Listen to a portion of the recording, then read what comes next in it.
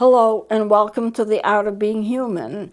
We've been talking about the senses, and I haven't gone into specific things going wrong except to give you a general sense as to what happens if you lose a sense and how important they are, because they are our window to the world. If you can't touch or taste or feel or see or hear any of the senses, then you lose a significant portion of understanding what the world is about. And that's too bad, because that's really the way that we learn about the world and what it is and what's in it and what flowers smell like and what trees look like and all of that kind of thing. So it's important that we have our senses, and if we lose them, we have to ask the question, what if you lose a sense gradually? Do you adjust better than if you lose it all at once? What if you were never able to see? Then you don't have to adjust to it, because that's the way it always was. But what if you had a sense and then you lost it? How would you adjust to that? Now, I mentioned on the last segment that I had a professor, and I was at the university, and I was too young to drive. My father would pick me up after I get out of classes, and I noticed that one of my professors, one of my favorite psychology professors, who was blind, was walking in the middle of a street, and it was winter, right in the middle of an icy street, and he had his cane, and he's doing this bit with his cane, but he wasn't close to a sidewalk. He had somehow thought he was on a sidewalk, and that all he had to do was just fiddle around with his cane and get to the middle of the sidewalk, but he misinterpreted, and he was in the middle of the street. So I had my father wait, and I went out after him. And I got to him, and I introduced myself, and I said, I don't think you realize this, but you're in the street, you're not on the sidewalk. So I brought him over to the sidewalk, and I said, there is a ridge of snow here, because they'd shoveled. And if you just kind of poke with your cane around and you feel that ridge, you'll be in the sidewalk. You won't be going back in the street. Well, he thanked me, and then he went on his way. He was so brave, I thought. He was blind, but he was always sighted. He was in the service, a bomb went off or something went off, and he lost his vision, and he never was able to get it back. But he used to prove to himself that he could manage with blindness, because every so often he would go to Boston by himself, nobody with him. He would take the buses around town, walk around town, and then come back to class at the university and say, you know, I went to Boston this weekend, and it's changed a lot in the last 2 or 3 months. He can't even see it. And these are the changes that I've noticed. So he was able to work around the disability well. But you know, a lot of us can't do that. A lot of us would be so shocked. We can't go here, we can't go there. How can we? We can't see. And so it is a problem to try to adjust to disabilities because of senses being lost. Now, there are always attempts made to try to create the senses and give them back to a person that doesn't have them. We're familiar with a cochlear implant. If you lose your hearing, there's a medication, and I remember mentioning it the last time, the last segment. There is a medication that if you take too much of it or you mess around with it, you can lose your hearing in a half an hour. But sometimes a cochlear implant will bring that hearing back. Maybe not 100%, but enough so that you can communicate with people. I know it happened to a talk show host, and I've seen films of babies getting cochlear implants because they were deaf before, and suddenly they're able to start hearing. And you have to get used to hearing if you're not used to it. And to see the smiles on the baby's face the first time they hear their mother's voice, it's very, very endearing. So I want to go first into some of the things that have been invented, and I have shown them before in other segments and other things that I was talking with. But just to review with you some of the things that have been done to help people who have a problem with their senses to regain them back again. And I'm going to point first to this chart, and this is a century. Now I did 7 months of discussion on diabetes. We talked about it for 7 months, but one of the things that has happened is that there is this little watch, It looks a little bit like a Fitbit, but it's a watch that measures your blood sugar when you're asleep. When you're asleep, it can get down without you knowing it. And if it gets down without you knowing it, it can be very dangerous because you can go into a coma. So this will measure your blood sugar, and when it gets down to a certain point, it will send off an alarm to let you know that the blood sugar is too low. Now my question is why can't you use it during the day? Maybe because at night you're sleeping, you're not physically active as you are during the day. Maybe the variations of the blood sugar isn't as great at night as it is during the day. There might be various reasons why it would be better, that it wouldn't be quite as effective during the day, but I would think it would be great to have a blood sugar monitor that can measure your blood sugar and tell you what it is and send you either a vibration or a little signal like happens with the phone. You can put it on vibrate to let you know that you're either way too high or way too low. And I think they have been working on it. There was one company that had kind of a watch-like arrangement, and it would check your blood sugar through the skin every 10 minutes. And if it got offline, you would know about it because it would let you know. But it was huge. It was a huge watch, and it didn't work very well. There were some problems with it, so they just took it off the market. So for some reason, evidently, it's not easy to get some kind of a device that will just measure your blood sugar during the day. It's easier to measure it at night. And I know people have been working on that, but so far, not successfully. So let me take this picture down and we'll go to the next one here.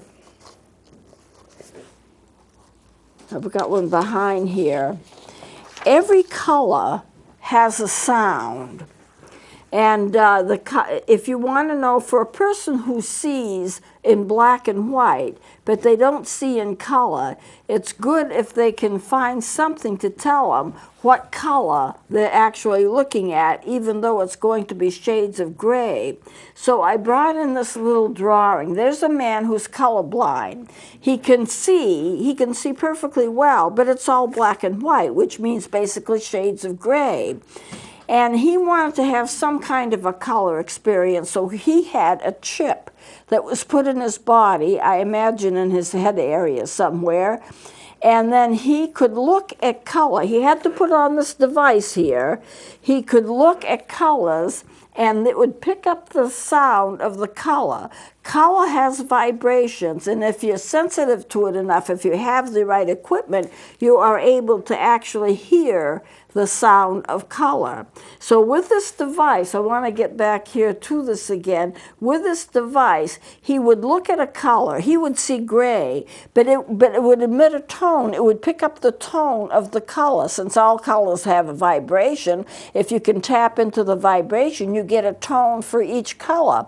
And each color has a different tone. So he would look at a color, and he would know by the tone that this was orange, this was gray, this was blue, this was green or yellow, and he knew what it was. Then he would have a paintbrush, and with a paintbrush and paint that was labeled, he'd be able to do paintings in color, because he'd look at the color and it would register with him what color it is, and then the paints that he had were all labeled as to what color, and he would make some paintings, and actually usually concentric designs. I'm going to hold this up for a minute.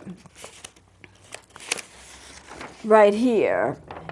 You can see that basically these are concentric colors, but paintings like that, and they're large. Some of the paintings that he does will cover a whole wall. They're very, very large. So he just has circles with different colors that he paints, and he knows the colors by name, and he knows them because he hears their tone, and he recognizes the color by its tone because colors have vibrations, and so therefore it has tones. Now, the bad part, of course, is that he still can't see color, but what he can do is identify it. Now, there are special types of glasses that you can get. They cost over $400 a piece, maybe more, but that's what I've read. And it bypasses some things about the eye, deletes some wavelengths. And for a person who's colorblind, it allows them to see certain colors, major colors, red, green, blue, orange, yellow. Now, there's not a lot of subtlety about it. I mean, here's the color or it's gray. It's not like he sees it in the full spectrum. He can't see, how colors can fade into each other. This is blue, but it may fade into purple. Well, maybe it doesn't pick up purple, but it'll pick up the blue. But it's so much better than not having any color at all. Because how do you describe color to a person who can't see it?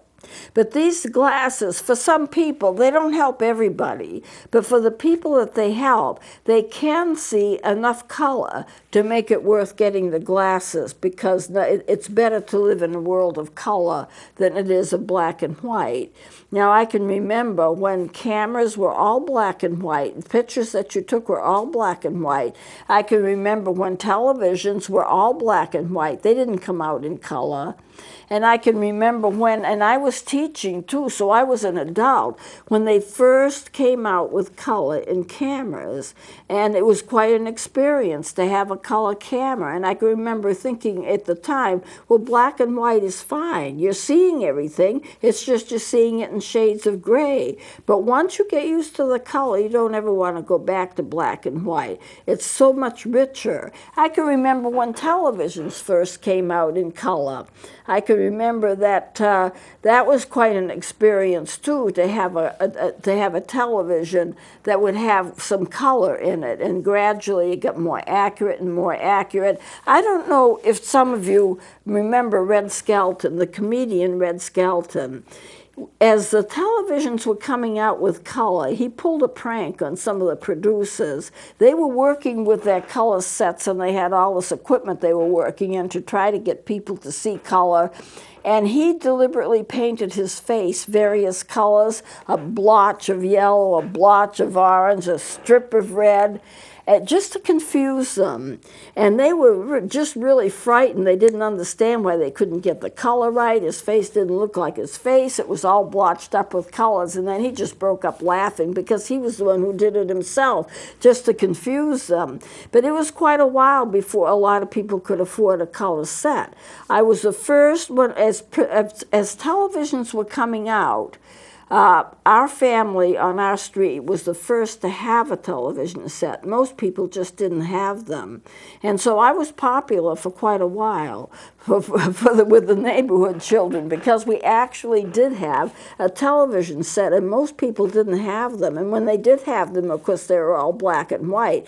We had an old Philco. And I can remember I was like in the 7th grade or the 8th grade. So to me, I mean, I was half grown up by the time we even had television sets. And so we've come an awful long ways. So 2 out of 3 are helped by having those special glasses that see color. Now, I saw on television that there's a boy that was going blind, and it was getting worse and worse and worse. It wasn't getting any better. And he had to adjust. He was a preteen. He had to adjust to the fact that he would at some point be completely blind. Well, they've come up with a kind of glasses that will help people to see if they are blind. They can't see a whole lot, but they can see enough that they'd be able to go around their house and do chores and walk around and not bump into things, and they wouldn't have to use a cane for direction. And that, a little bit of a candle can give a lot of light, even though it's not much. You can see a lot. And seeing a little is better than seeing nothing at all. So he was thrilled. He was interviewed on a television show, and they said as a special surprise and gift to him, they were going to buy him a pair of these glasses, which is several $100s. And so he would, because of his type of blindness, always be able to see something. He wouldn't be able to drive. He wouldn't be able to see well enough to drive, but he could manage around an apartment. He could manage around his house. He could be able to write. He could look at things. He could walk around. He could have a pretty normal life, although it would be somewhat limited because his vision would still be limited. But he wouldn't be blind. That was a thing. He wouldn't be blind. So my next question is, how do you feel, and what do you think, should you have an illness or should you be diagnosed with a chronic illness? How do you feel about the fact that you might not be able to see, or your hearing is going, of course hearing aids are available, but sometimes they don't work all that well? How do you feel about yourself as a person, your worth, your integrity, your popularity, the things that about you that are social? How do you feel about other people who have a disability? Do you feel that they're good people, they're not good people, you don't want to be around them, you're afraid of them? Some people are afraid to be around blind people, they just don't want to be around them at all. Some people are afraid to be around deaf people or other people who are handicapped. What about a soldier who comes back and he's a paraplegic because he had a spinal cord injury from which he would never recover? I knew a girl who was engaged to a man who was a roofer, and he fell off the roof and he became a paraplegic. He would never be able to do any of his business again. He would never be able to be on a roof. He was going to be confined to a wheelchair or a bed for the rest of his life. Well, they didn't get married and she broke up with him. But I have to say, in all fairness to her, she has said that she would have broke up with him anyway because she didn't think it would work out, and she did not say that his disability caused her to decide not to marry him. Supposing you have a couple and they're planning to get married and somebody does get into an accident and has a head injury, is never going to be able to be normal again in the way that we think of normal. What happens to their relationship? And what if you happen to be the person who either was the injured one, or the one, if you were married, would be ended up by being the caregiver to the one who was injured? What does it do to your self-esteem? What does it do to your self-concept? I'm going to read something here, and this is people who have disabilities and how they have overcome. And this comes from a book about people who have learning disabilities or other things that's wrong with them and how they've made a success of their lives. Now, I'm just going to read this. An expert said of Vince Lombardi, he possesses minimal football knowledge. He lacks motivation. Now, he was a great football player. Socrates, who was a great philosopher, was called an immoral corrupter of youth. Now, Beethoven, who was a great composer, handled the violin awkwardly and preferred playing his own compositions instead of improving his technique. His teacher called him hopeless as a composer, and yet look at everything that he composed. He had composed wonderful music. The parents of the famous opera singer Enrico Caruso wanted him to be an engineer. His teacher said he had no voice and he could not sing. He turned out to be one of the greatest opera singers of all times. Walt Disney was fired by a newspaper for his lack of ideas. Now you know what Walt Disney accomplished. Thomas Edison's teacher said he was too stupid to learn anything. He created wonderful inventions.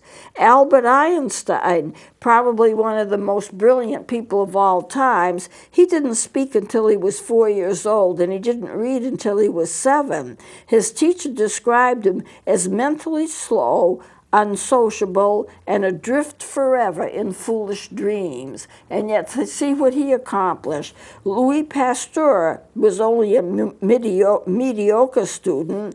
Isaac Newton, who was a wonderful scientist, did very poorly in grade school. The sculptor Rodin's father said, "I have an idiot for a son." He sculpted some of the most famous pieces of history. Leo Tolstoy, author of War and Peace, flunked out of college. He was described as unable and unwilling to learn. Playwright Tennessee Williams was enraged when his play Me, Vasha was not chosen in a class competition. Woolworth's employees at the dry goods store said he had not enough sense to wait on customers, and see what happened with Woolworth. It was a great store. Henry Ford failed and he went broke 5 times before he finally succeeded. So we just have to realize, well, I've got a couple more. Winston Churchill failed 6th grade. He was a very great person in history.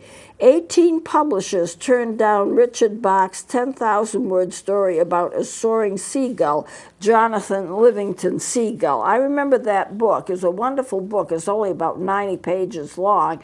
Yet most publishers turned it down, but it was a really roaring bestseller when he finally got it published. Richard Hooker worked for 7 years on his humorous war novel, MASH. You remember MASH, the television series? It was rejected by more than a dozen publishers before it was finally published, and it became a runaway bestseller. So, you shouldn't get discouraged. A lot of people have a lot of problems, and at the same time, they still succeed. They make their way somehow. So I think in terms of the way I look at things, you need to treasure your individuality. You need to be thankful for what you have. You need to be thankful for who you are. And you can really treasure people's individuality, treasure them even if they're not like you or they have a disability, and treasure yourself if you have a disability, because you are important. And we need to have everybody, and we need to have everybody as healthy as possible. If you have a disability, you just do. It doesn't have to be the end of your life. It doesn't have to be the end of your success. You just work with it and make something of it, and be thankful that this disability that you have might actually turn out to be a gift. Well, I'm going to close it here, and we're going to continue with this next time. Please join me then.